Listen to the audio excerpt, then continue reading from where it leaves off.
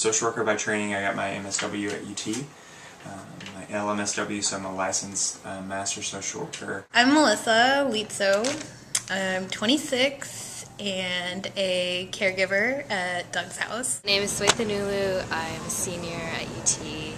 I'm majoring in humanities and pre-med. My name is Stefan Barton. I'm a senior human bio major, and I used to volunteer at Doug's House, which is through Project Transitions here in Austin.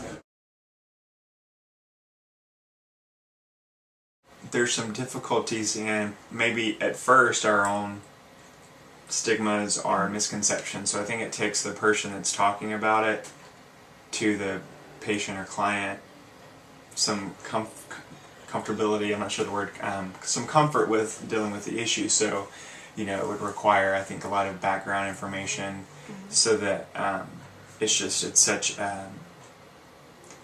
there's just so much to know about it, and there's so much misconception and I would say preconceived little myths that we all have about the illness based on how we grew up, religious, political, social stuff that kind of have informed our decisions about the illness.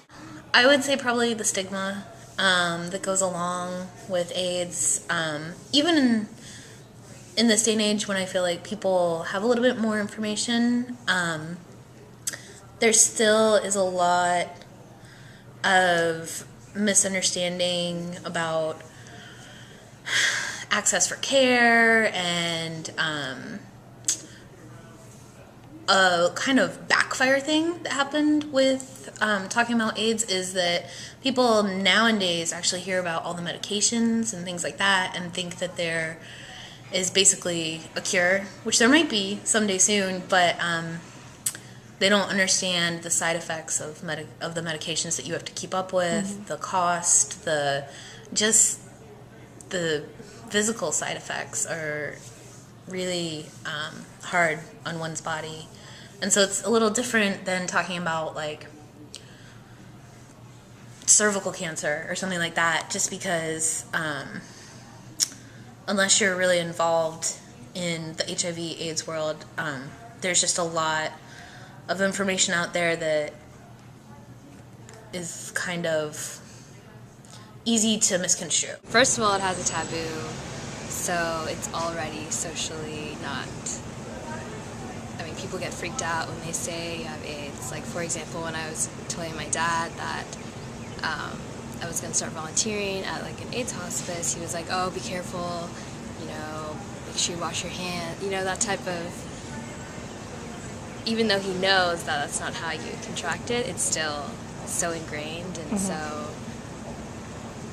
yeah, just really ingrained that people are just freaked out. I can see how the general public feels a little, I guess, anxious about the topic simply because, you know, HIV/AIDS, it's generally associated with other very taboo topics like homosexuality or, you know, drugs and that kind of thing. My main topic of concern would probably be, are we communicating effectively in a way that makes sense to them so that they understand? Because there are a lot of barriers, I guess, and, you know, part of the struggle, you know, sort of we want to meet them where they are, and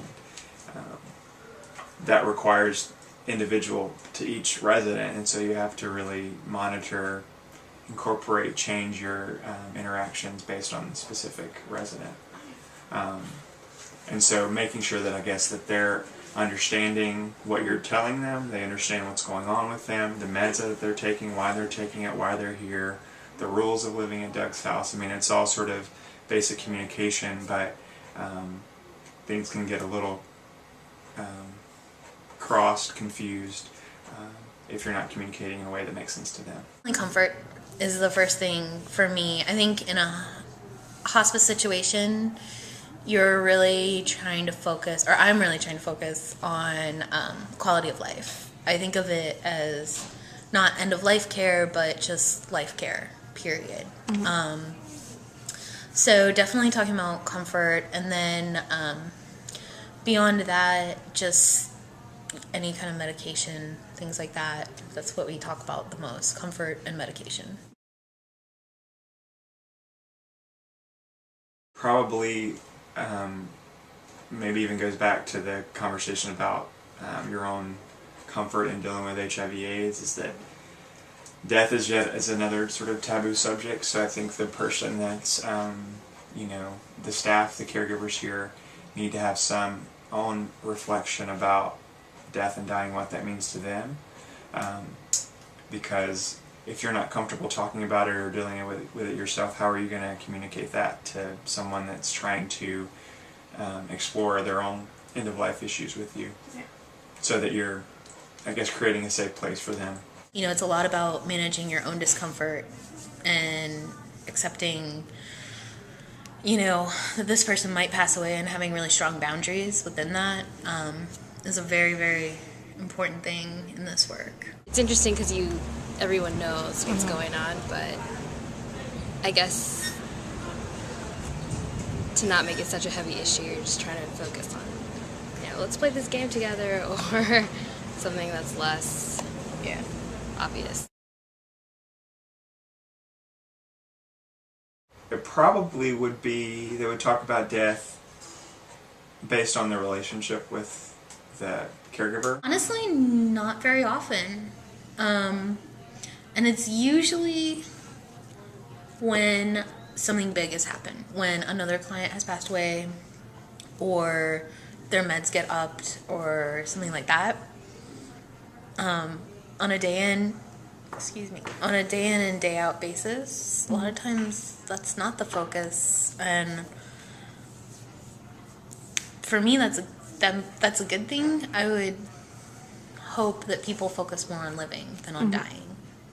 I feel like when they get to where they can talk about it, that's when they've kind of like come to terms with what's going on.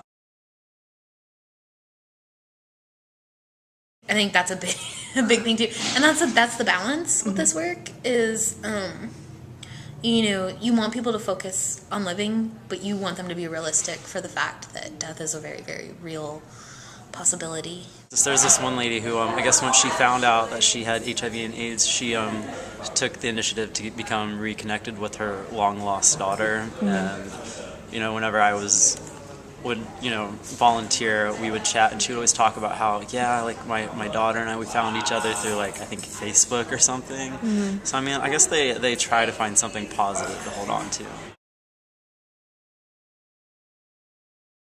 It goes back to your own personal examination of your own preconceptions, myths, taboos, fears about death.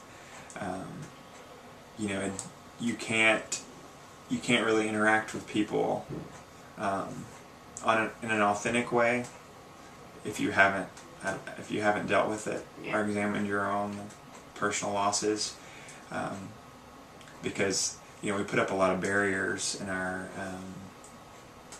interactions with people based on oh, this is getting too personal, or I'm getting it's too vulnerable for me, so I'm gonna maybe throw in a platitude, you'll get better, or it'll be okay, when maybe what we needed to do is just sit and listen and not have anything to say. My advice for that, and pretty much any kind of health social work type conversation, is to listen. Listening is probably, and actively listening and really caring is like the biggest thing you can do for someone, because death is very much, to me, an individual thing. The way people feel about it is very different with each person, depending on how they grew up, their religious background, their cultural background, their socioeconomic background. That all plays into it. So just really listening and being a support. Probably the most important thing was just to be there, even if you're not saying anything. It's still having that human contact is probably really important for a lot of people. So part of the volunteer experience is you don't necessarily have to say anything to them. You just watch TV with them, or you just be there is probably the most important thing that I've learned from that experience. I guess what I really got from volunteering is that people are just people. Things just happen in life, and people find themselves in different circumstances. And having HIV/AIDS is it's just something that happens to some people. It's not a curse. It's not, I guess, it's not punishment or God like striking someone down for sinning. It's just something that happens, and they're ordinary people like everyone else.